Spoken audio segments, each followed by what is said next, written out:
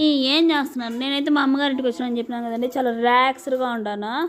ఏంది మా అమ్మ కట్ చేసేది? ముల్లింగడ్డలో చికెన్ మటన్ అనుకుంటాడారు. కాదండి, మష్రూమ్స్ అంట. ఏం చేసేది పాప ఇందే?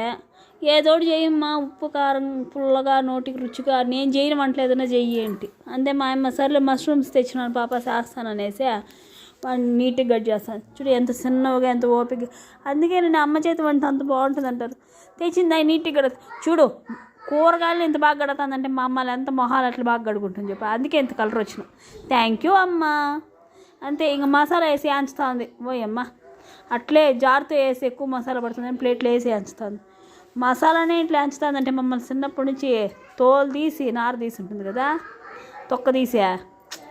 చాలమ్మా చాలు, ఈ మర్యాద చాలు. చూడు ఆ మష్రూమ్స్ కలర్ పోతాయనేసి నల్లగా అయిపోతాయని వాటి నీళ్ళల్లో వేసేసింది.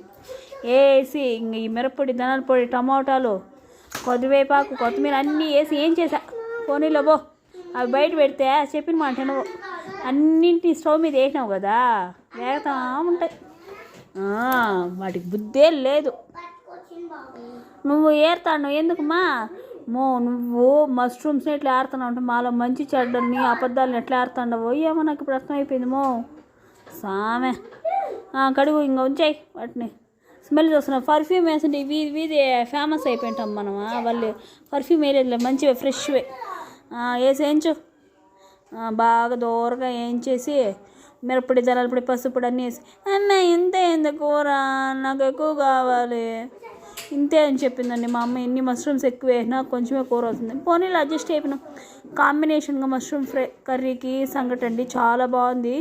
మీరైతే లంచ్కి ఏం చేశారు కామెంట్స్ చెప్పండి. మా వాడు ఏందో కొత్తగా ఉంది కర్రీ, ఏదో టేస్ట్ చూద్దాం అన్నాడు. టేస్ట్ చూసాడు, చాలా బాగుంది అమ్మ అన్నాడు. మీరైతే అమ్మ వాళ్ళ ఇంటికి వస్తే ఏమేం చేస్తారు కామెంట్స్ చెప్పండి. మా పిల్లలు చూడండి ఎంత అతి చేస్తున్నారు. మీరు కూడా అంతేనండి. సమ్మర్ హాలిడేస్లో అమ్మ వాళ్ళ ఇంటికి వచ్చి ఇలా రెస్ట్ తీసుకుంటారు. Please subscribe.